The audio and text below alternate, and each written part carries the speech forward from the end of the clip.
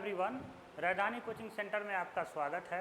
इस वीडियो में हम लोग डिस्कस करेंगे सक्षमता परीक्षा 2.0 लाइब्रेरी साइंस में जो हुए थे उसके जो प्रश्न पूछे गए थे उस प्रश्न को हम लोग डिस्कस करेंगे। इस पार्ट में हम लोग सक्षमता 2.0 में लाइब्रेरी साइंस के पूछे हुए क्वेश्चन का डिस्कशन करेंगे। उसमें मैं बता देता हूँ आपको, जीके, जीएस, मैथ, रीजनिंग और लैंग्वेज और लाइब्रेरी साइंस पूछा गया था।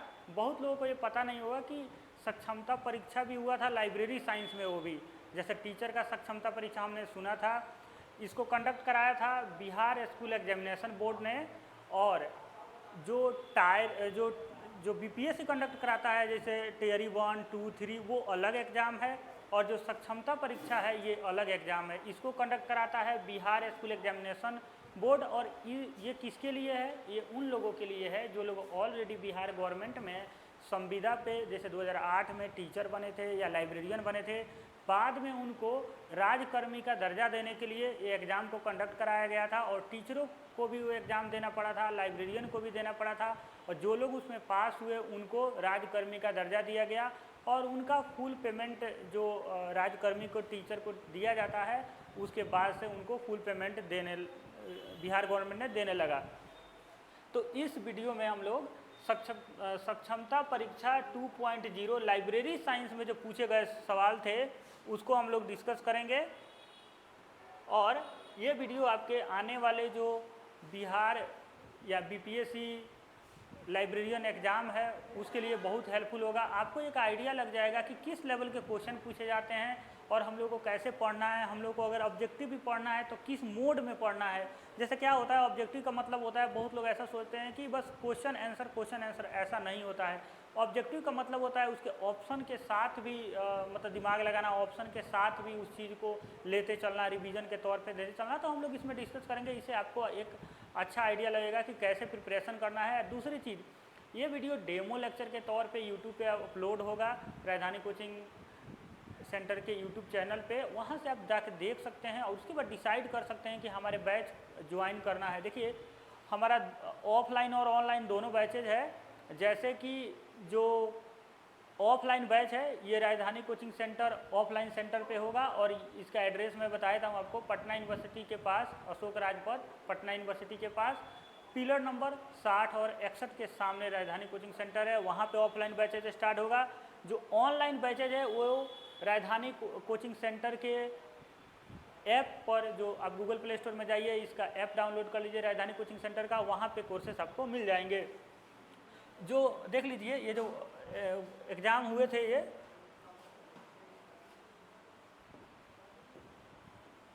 एग्ज़ाम हुए थे उसका ये पेपर है। जैसा हम लोगों ने थोड़ा सा कट करके दिखाया है आपको, ये देख सकते हैं यहाँ पे वेबसाइट है, और बिहार स्कूल एग्जामिनेशन बोर्ड ने इसको कंडक्ट कराएगा। जब आप ऑफलाइन बैच में आएंगे तो मैं आपको पूरा पेपर प्रिंट आउट करके दिखा दूंगा, मतलब हम लोग के पास पीडीएफ है इसका, वो भी मैं दिखा दूंगा। तो चलिए हम लोग फर्स्ट क्वेश्चन डिस्कस करते हैं। और देखिए, ये विश्लेषण जो होगा ना, हो सकता है कि इससे बहुत सारे क्वेश्चन आपको एग्जाम में पूछे। मतलब मुझे उम्मीद है कि ये जो डिस्कशन होगा ये पूरे पेपर का, इसी से आपको 10-15 क्वेश्चन मिल जाएंगे आने वाले एग्जाम में, ये 100 क्वेश्चन से ही। तो हम लोग फर्स्ट क्वेश्चन डिस्कस करते हैं। सबसे पहले देखिए, फर्स्ट क्वेश्चन कहता है the first edition of UDC publishing. आपको यूडीसी के बारे में, जैसे ये यूनिवर्सल डेसिमल क्लासिफिकेशन इसका फुल फॉर्म होता है यूडीसी का, और ये पब्लिश हुआ था सबसे पहले 1905 ईस्वी में। इसको पब्लिश करने वाले दो लोग थे, ला हेनरी फाउंटेन और Paul outlet. Paul P outlet और दूसरे व्यक्ति थे ला हेनरी फाउंटेन, ला हेनरी फाउंटेन और पी आउटलेट। तो ये दो पर्सन थे जो यूडीसी डेवलप किए थे। ये डीडीसी पे बेस्ड था, डेवे डेसिमल क्लासिफिकेशन, जिसको मेलविल डेवे ने पब्लिश किया था 1876 में। जो डीडीसी था वो मेलविल डेवे, एम डेवे, ये क्लासिफिकेशन सिस्टम है, ये 1876 में आया था। इसी पर बेस्ड ये 1905 में आया था। ये दोनों थे ना, ये वकील थे और ये बेल्जियम में थे। ब्रुसेल्स जो बेल्जियम का राजधानी है वहाँ पे ये काम कर रहे थे। डॉक्यूमेंटेशन के फील्ड में ये काम कर रहे थे। तो जो ये डीडीसी था ये बुक पे अच्छा बैठता था, मतलब अच्छा से वर्क करता था, लेकिन थोड़ा सा डॉक्यूमेंटेशन जो फाइलिंग होती है छोटी छोटी, उसके लिए यूडीसी परफेक्ट होता है।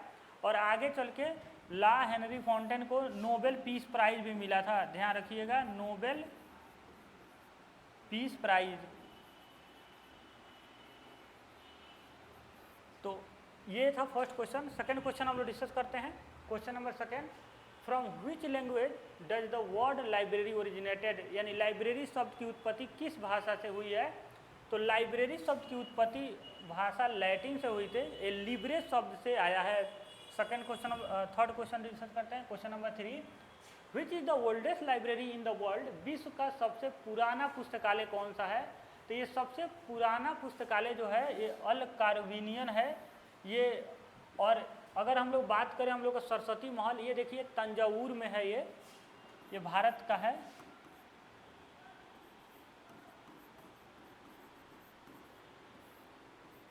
तंजावुर तमिलनाडु। और ये ना 1535 के आसपास इसका स्थापना हुआ था, 1535 के आसपास इसका स्थापना हुआ था, यानी 16वीं सेंचुरी के आस माना जाता है ऐसे। और ये सबसे सुंदर लाइब्रेरी का भी इसको दर्जा मिला हुआ था। और लाइब्रेरी ऑफ कांग्रेस जो है ना अमेरिका का है। और ये जो लाइब्रेरी ऑफ इंडिया, इसके बारे में हम लोग जब थ्योरेटिकल लेक्चर पढ़ेंगे ना तो पूरा डिटेल में हम लोग पढ़ेंगे। अभी हम लोग मेन बात पढ़ के चलते हैं आगे। नेक्स्ट पॉइंट है, who propose the 5 law of library science, पुस्तकालय विज्ञान के 5 सूत्र किसने प्रस्तावित किए थे। तो जो 5 लॉ है लाइब्रेरी साइंस का, इससे बहुत क्वेश्चन पूछे जाते हैं। इसको रंगनाथन जी ने पब्लिश किया, मतलब लिखा था, इसको एक तरह से डेवलप किया था 5 लॉ ऑफ लाइब्रेरी साइंस को। और 5 लॉ ऑफ लाइब्रेरी साइंस जो बुक था, 5 लॉ ऑफ लाइब्रेरी साइंस जो बुक है, उस बुक में 5 law of library science publish हुआ था। सर ये कट गया,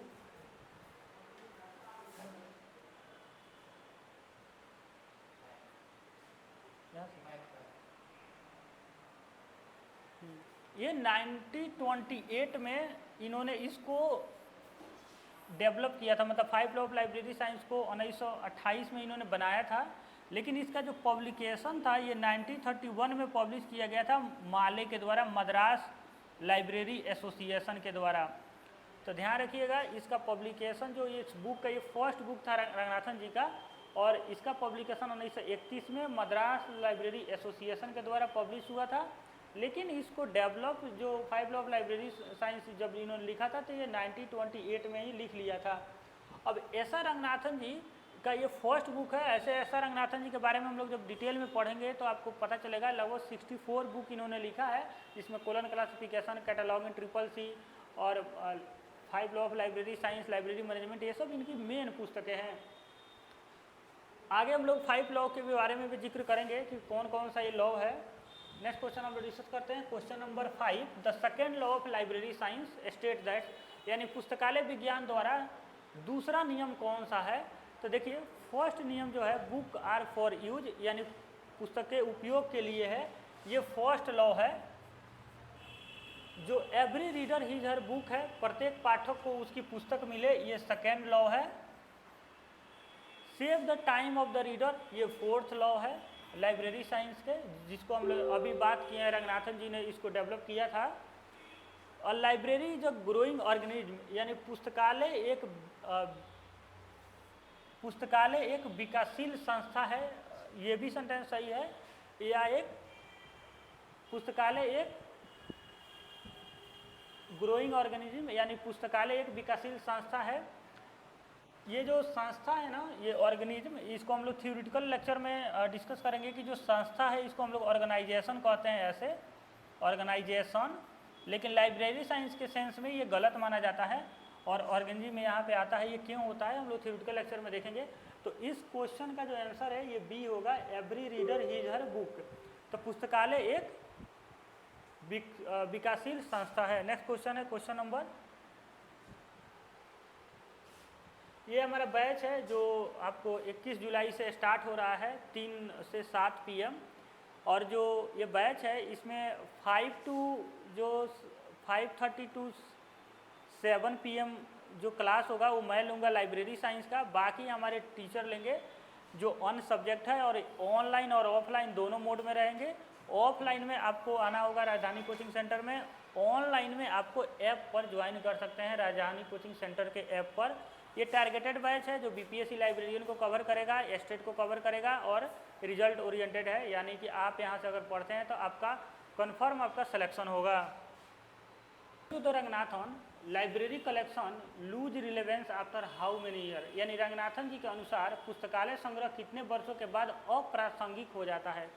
अप्रासंगिक कहने का मतलब है कि लाइब्रेरी के अंदर जो मटेरियल है ना, जो पुस्तकें हैं, वो कितने वर्षों के बाद उनकी रिलेवेंसी घट जाती है, यानी उनका यूज घट जाता है, वो उतने ज़्यादा मतलब नहीं रखते हैं। जैसे होता है ना कि कुछ दिन के बाद जो पुरानी बुक होती है उसकी डिमांड घट जाती है, तो इसी के सेंस में बात किया गया है।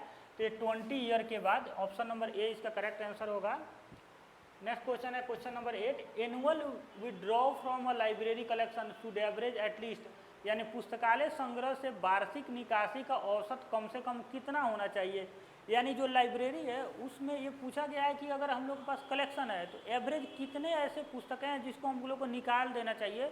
इसलिए निकालना चाहिए कि नए पुस्तक उस जगह पे आ पाए, तो ये 5% होता है। ऑप्शन नंबर ए इसका करेक्ट आंसर है। नेक्स्ट क्वेश्चन हम लोग डिस्कस करते हैं question number 9, where is the IFLA headquarter located in. देखिए इफ्ला का जो हेड क्वार्टर है द हेग में है, और जो इफ्ला है इसकी स्थापना हुई थी 1927 में, और जो इफ्ला का फुल फॉर्म होता है वो होता है international federation of library association and institution. याद रखिएगा, इंटरनेशनल अंतर्राष्ट्रीय, हिंदी मीडियम वाले देख लीजिएगा, इंटरनेशनल फेडरेशन ऑफ लाइब्रेरी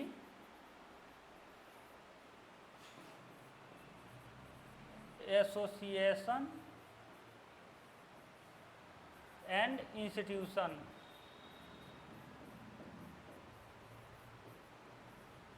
अब ये इंस्टीट्यूशन शब्द है ना, अगर आप इफ्ला का देखिएगा ना शॉर्ट फॉर्म जैसे IFLA, तो international federation of library association, यही तो कंप्लीट हो जाता है। ये बाद में जाकर इंस्टीट्यूशन शब्द जोड़ा गया, लेकिन यहाँ पे शॉर्ट फॉर्म में आई नहीं जोड़ा गया है, इस बात का आप ध्यान रखेंगे। इसकी स्थापना 1927 में हुई थी। द हेग नीदरलैंड में इसकी हेड क्वार्टर है। ये बेसिकली ये जो नीदरलैंड का नेशनल लाइब्रेरी है वहाँ पे इसका हेड क्वार्टर है। Which of the following is secondary source of information. आपसे अगला क्वेश्चन पूछा जा रहा है कि निम्नलिखित में से सूचना का द्वितीय स्रोत कौन सा है। तो देखिए सूचना का ना, इन्फॉर्मेशन का ना 3 स्रोत होते हैं। एक होता है प्राइमरी, जिसको हम लोग प्राथमिक बोलते हैं, प्राइमरी यानी प्राथमिक।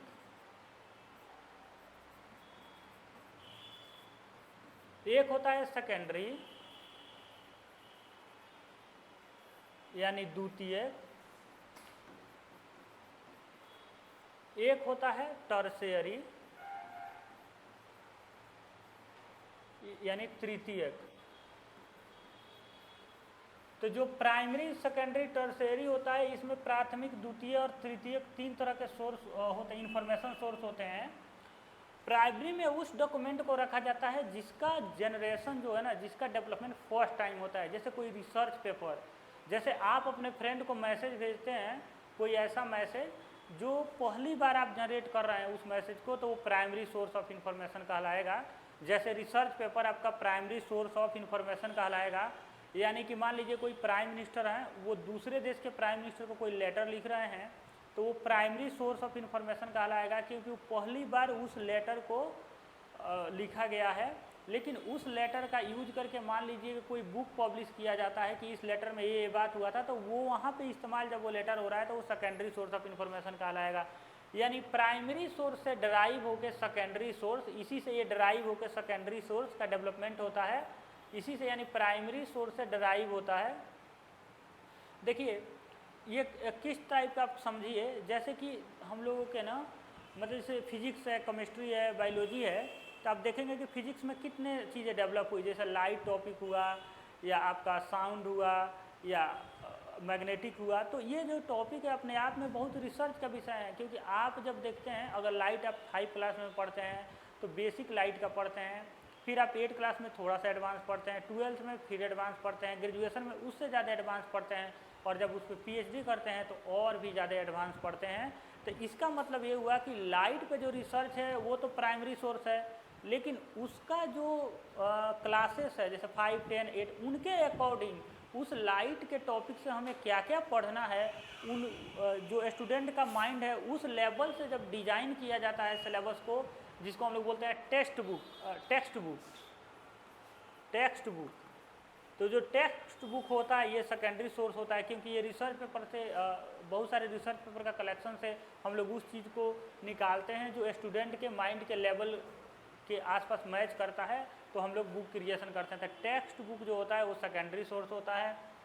उसके बाद टर्शियरी सोर्स जो होता है वो सेकेंडरी और प्राइमरी दोनों से डराइव होकर जब बनता है तो ये टर्शियरी कहलाता है। जैसे एग्जाम्पल के तौर पे देखिएगा, रिसर्च जर्नल यानी जो शोध पत्रिकाएं हैं ये प्राइमरी सोर्स है, और टेक्स्ट बुक जो है ये सेकेंडरी सोर्स है, तो इसका ऑप्शन बी होगा।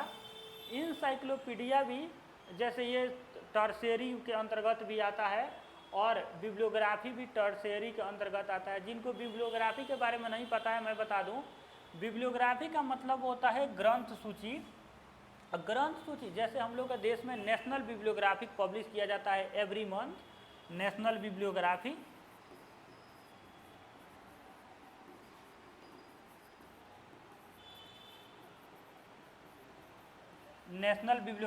एवरी ईयर पब्लिश होता है। ये एवरी ईयर नहीं, एवरी मंथ, मतलब कि एवरी मंथ ये पब्लिश होता है। ये पूछा जाता है क्वेश्चन, मैं जितना भी बात बोलूँगा ना वो अपने आप में एक क्वेश्चन होगा। आप पूरा लेक्चर देखना, मैं पूरे मतलब जितने दिन ये कोर्स मैं कराऊंगा जो भी एक बात बोलूँगा वो एक क्वेश्चन रहेगा, ये पूछा हुआ क्वेश्चन रहेगा। क्योंकि मैंने बहुत सारे एग्जाम निकाले हैं तो मुझे पता है कहाँ से क्वेश्चन पूछे जाते हैं, कैसे क्वेश्चन पूछे जाते हैं। तो लगभग मैं आपको जब पढ़ाऊंगा ना तो लगभग मैं मतलब 1 मंथ या 2 मंथ के अंदर पूरा प्रिपरेशन मैं करा दूंगा। आप कोई भी एग्जाम क्वालिफाई कर जाइएगा, इवन यूजीसी नेट भी क्वालिफाई कर जाइएगा।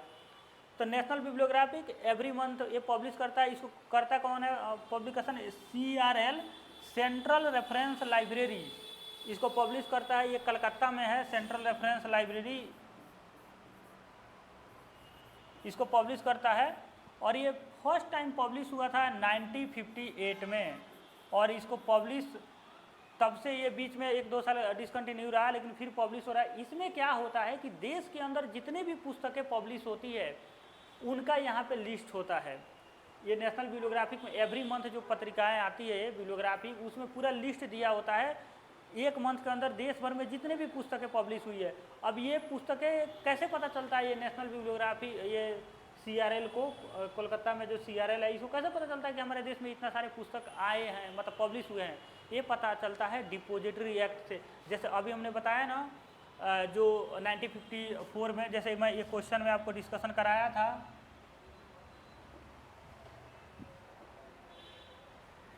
ये जो क्वेश्चन था आपको मैं दिखा देता हूँ फिर से आपको।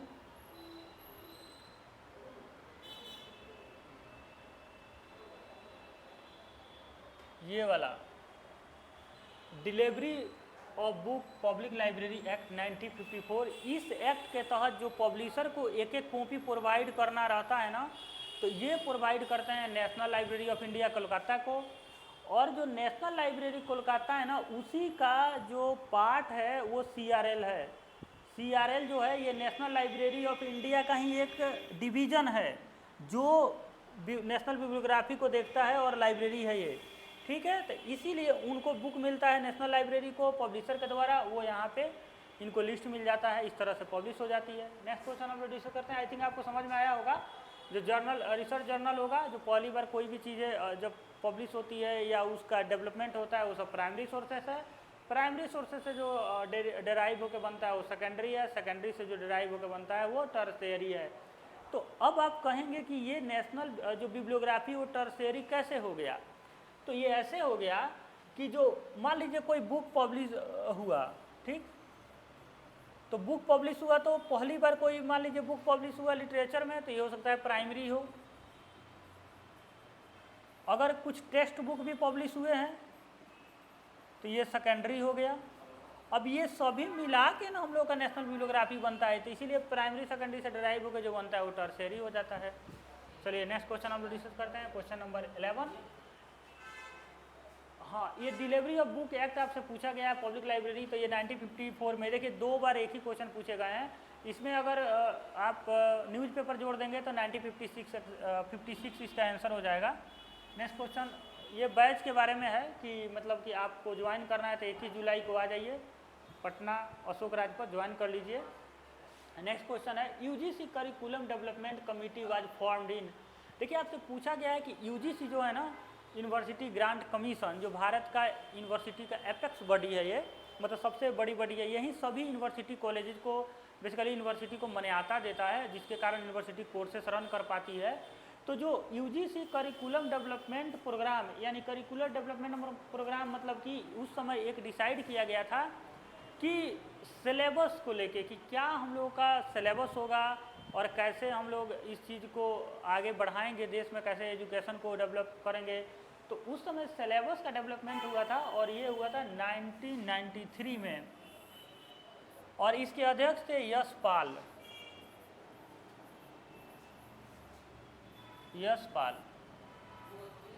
ठीक, यशपाल। तो ये थे उस समय अध्यक्ष इसका। और करिकुलम डेवलपमेंट, देखिए ये यूजीसी का जर्नल करिकुलम डेवलपमेंट की बात की जा रही है, लाइब्रेरी साइंस के सिलेबस की बात नहीं की जा रही है। लाइब्रेरी साइंस के लिए जो करिकुलम डेवलपमेंट चलाया गया था, कमेटी बनाई गई थी, curriculum development committee library lease के लिए, तो अभी तक 2 बार इसका गठन किया गया है। फर्स्ट किया गया था 1990 में, जिसका रिपोर्ट आया था 92 में। इसके अध्यक्ष थे पीएन कौला।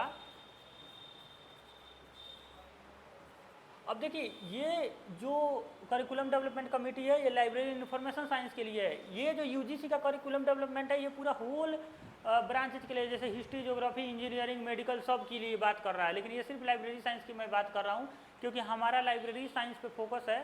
तो हालांकि ये क्वेश्चन पूछा गया है, लेकिन हमारा लाइब्रेरी साइंस से भी पूछा जा सकता है। इसके बाद एक हुआ था 2001 में, ये थे केसी कडिप्पा। केसी कडिप्पा उनका नाम था।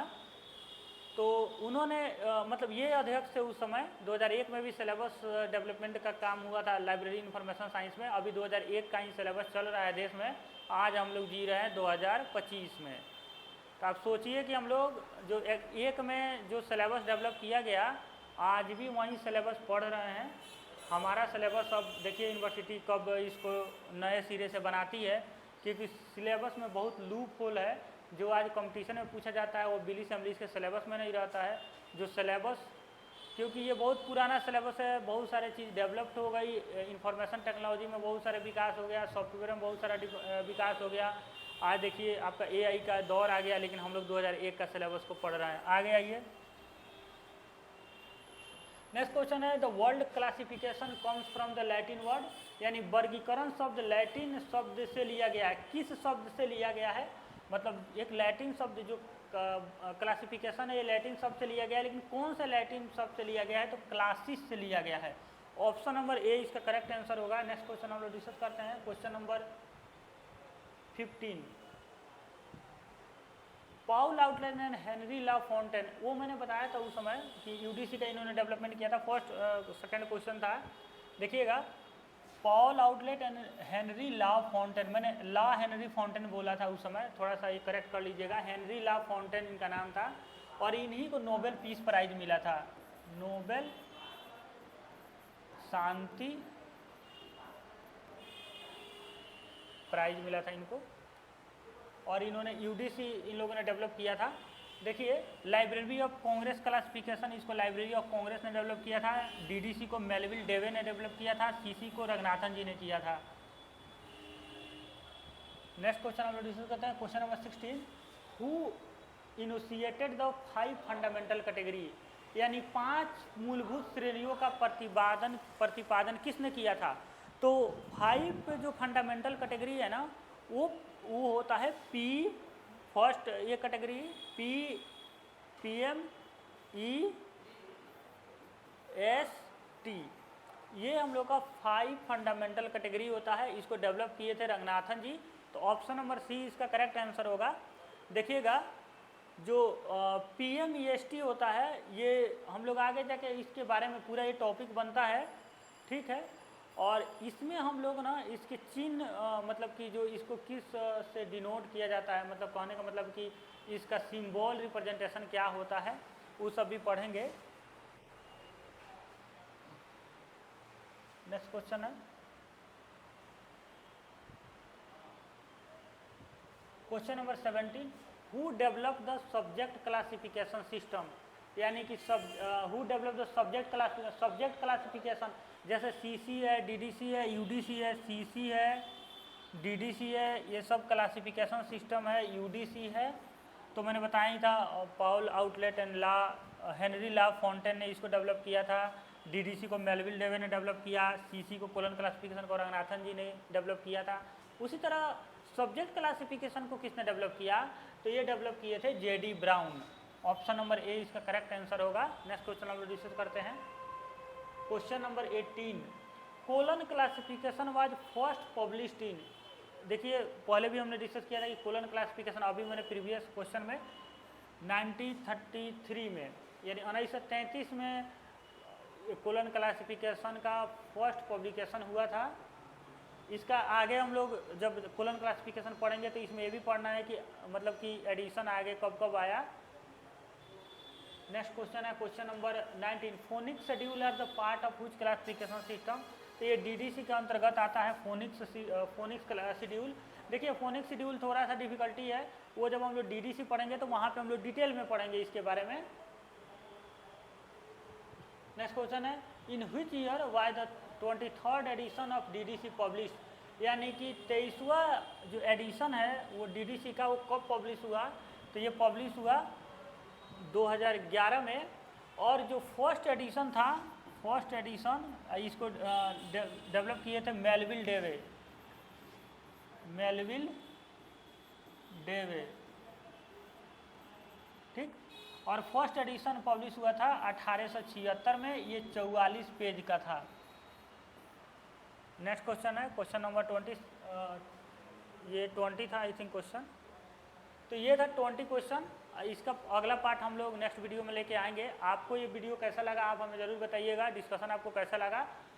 और जैसे जैसे लेक्चर बढ़ेगा, क्योंकि देखिए अभी क्या है, हम लोग MCQs as a demo lecture के तौर पे लॉन्च किए हैं, लेकिन इससे आप ये मत समझिए कि ये कुछ लिमिटेशन भी है हम लोगों की, क्योंकि जब हम लोग क्वेश्चन पेपर कराते हैं ना, तो जैसे ये फोनिक शेड्यूल आया, अब मैं इसको यहाँ पे पढ़ाने लगूँ ना तो फिर DDC में हम लोग जाना पड़ेगा, तो उस केस में क्या होगा कि बहुत ज़्यादा कन्फ्यूजन होगा। तो जब हम लोग MCQs कब करते हैं, जब थोड़ा थ्योरेटिकल पढ़ लेते हैं, जब टर्म से हम थोड़ा सा हम लोग टर्म से थोड़ा परिचित हो जाते हैं, सब कुछ मतलब थोड़ा सा जान जाते हैं, तो हम लोग MCQs करते हैं, तो हम लोग उसमें डिटेल जाते हैं लोग, तो बहुत चीज़ें बहुत अच्छी तरीके से समझ में आती है। लेकिन ये फर्स्ट डेमो के तौर पे हम लोगों ने लेक्चर डाला है, तो इसलिए हमको जहाँ पे लगा कि आपको समझा सकते हैं बहुत इजी वे में, उसको मैंने डिस्कस किया। और जो मैं अभी थोड़ा सा अगर छोड़ा हूँ कोई बात, तो वो हम लोग आगे जब लेक्चर लेंगे लोग, तो प्रॉपर वे में जब पढ़ेंगे तो वहाँ पे ये सभी चीज़ें एक एक करके और भी डिटेल में डिस्कस किया जाएगा।